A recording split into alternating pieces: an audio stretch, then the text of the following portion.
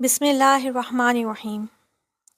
اللہ تعالیٰ نے حضرت آدم علیہ السلام کے بعد بہت سے انبیاء مبعوث کیے۔ ان میں سے بعض کے واقعات قرآن کریم میں بیان ہوئے ہیں اور بعض کے بارے میں اللہ نے کچھ بھی بیان نہیں کیا، صرف اجمالی طور پر ذکر کر دیا۔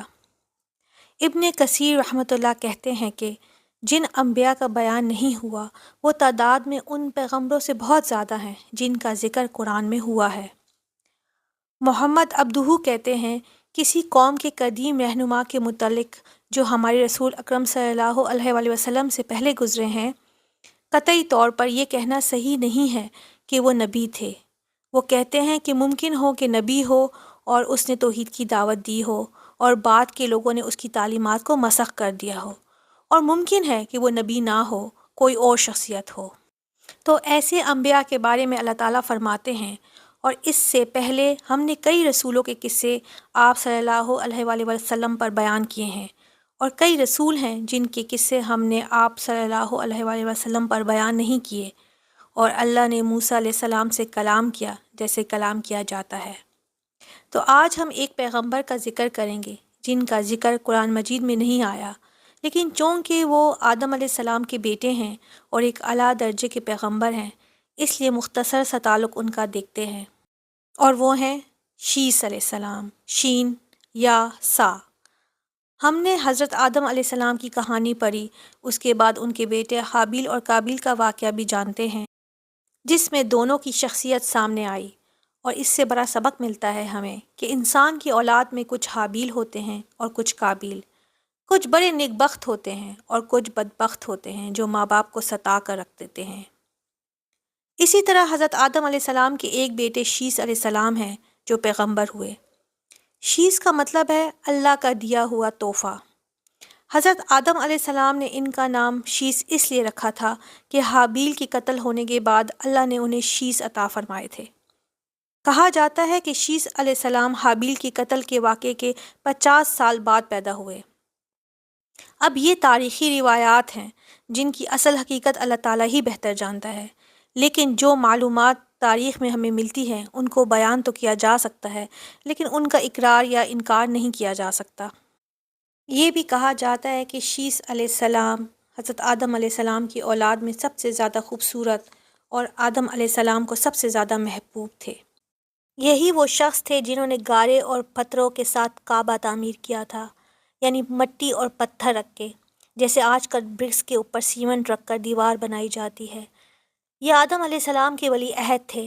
جس بیماری میں حضرت آدم علیہ السلام فوت ہوئے، آدم علیہ السلام نے اپنی موت سے پہلے اس بیماری میں اپنے بیٹے شیس علیہ السلام کو وصیت کی، اور وہ وصیت کیا تھی؟ محمد بن اسحاق جو ہسٹورین ہیں، وہ کہتے ہیں کہ جب حضرت آدم علیہ السلام کی وفات کا وقت آیا تو اپنے بیٹے شیس کے حق میں وصیت کی، انہیں دن اور رات کے اوقات سکھائے، یعنی ان اوقات میں ادا کی جانے والی عبادات کی تعلیم دی، آنے والے سیلاب طوفان نوح کی خبر دی، اور انہیں تاکید کی کہ وہ دن اور رات کی گھڑیوں میں اللہ تعالیٰ کی عبادت کریں۔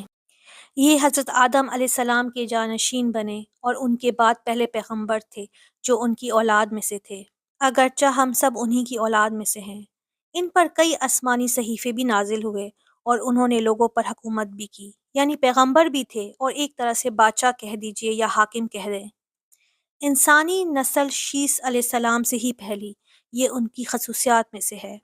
کیونکہ حابیل نے اپنا کوئی وارث نہیں چھوڑا تھا، کیونکہ شادی ہی نہیں ہوئی تھی، اور قابیل کے ورثہ سیلاب عظیم میں طوفان نوح میں غرق ہو گئے تھے، کیونکہ جیسا قابیل تھا اس کی اولاد بھی ویسی ہی ہوئی، جیسا درخت ویسا پھل۔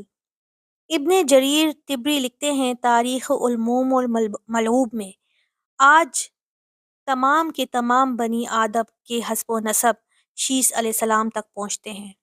اس کی وجہ یہ ہے کہ شیس علیہ السلام کی نسل کے علاوہ حضرت آدم علیہ السلام کی اولاد کی تمام نسل کٹ گئی تھی اور ہلاک ہو گئی تھی، بس انہی کی اولاد بچی، ان کے علاوہ کوئی اور نہیں بچا تھا۔ تو اب دنیا کے تمام لوگوں کے حسب نسب شیس علیہ السلام تک پہنچتے ہیں، یعنی کوئی قابیل کی اولاد نہیں، حابیل کی اولاد نہیں، بلکہ شیس علیہ السلام کی اولاد ہیں۔ کہا جاتا ہے کہ شیس علیہ السلام مکہ میں مقیم رہے، حج اور عمرہ کرتے رہے، یہاں تک کہ وہیں فوت ہو گئے، اور پھر اپنے والدین کے ساتھ ابو قبیس کی پہاڑی کے ایک غار میں دفن ہوئے۔ ان کی عمر 912 سال تھی۔ 912۔ پہلے لوگوں کے جسم بھی بڑے تھے، قد بھی بڑے ہوتے تھے، عمریں بھی زیادہ تھیں۔ جب شیس علیہ السلام کی موت کا وقت آیا تو انہوں نے اپنے بیٹے اخنوخ کو خلافت کی وصیت کی، اور کہا جاتا ہے کہ اخنوخ سے مراد ادریس علیہ السلام ہے، جن کے بارے میں بھی انشاءاللہ ہم کبھی جانیں گے۔ تو شیس علیہ السلام کے بارے میں اتنا ہی معلوم ہے، بہت زیادہ معلومات نہیں ملتی۔ تو شیس علیہ السلام کے واقعے سے ہمیں جو سبق ملتا ہے کہ موت سے پہلے وصیت کرنا یہ انسان کے لیے مستحب ہے۔ انبیاء اپنی وفات کے وقت وصیت کیا کرتے تھے؟ سورہ البقرہ میں ہے، اور اسی کی وصیت ابراہیم علیہ السلام نے اپنے بیٹوں کو کی، اور یعقوب علیہ السلام نے بھی۔ کیا وصیت کی؟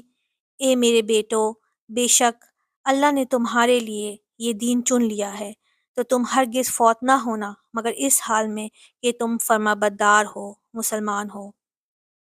اور ہم اپنے بچوں کو کیا نصیحت کرتے ہیں؟ چیزوں کی وصیت کرتے ہیں کہ فلاں میری نانی کی نشانی ہے، کہ اور یہ میری منگنی کی انگوٹھی ہے، اور یہ فلاں کی انگوٹھی ہے۔ نبی کریم صلی اللہ علیہ وآلہ وسلم کی آخری وصیت کیا تھی؟ حضرت ام سلمہ رضی اللہ تعالیٰ عنہ کہتی ہیں کہ نماز نماز، اور اپنے غلاموں سے بھی حسن سلوک۔ یہ کہتے کہتے آپ صلی اللہ علیہ وآلہ وسلم کا سینہ مبارک کھرکھرانے لگا، اور آپ صلی اللہ علیہ وآلہ وسلم کی زبان رکنے لگی، اور آپ صلی اللہ علیہ وآلہ وسلم دنیا سے چلے گئے۔ ہمیں بھی اپنے بچوں کو نماز کی وصیت کرنی چاہیے، لکھ کر دینی چاہیے، اللہ تعالیٰ کے فرمانبردار رہنا اور نماز میں کمی نہ کرنا۔ زندگی میں بھی اپنے بچوں کی نماز کی فکر کرنی چاہیے۔ الحمدللہ۔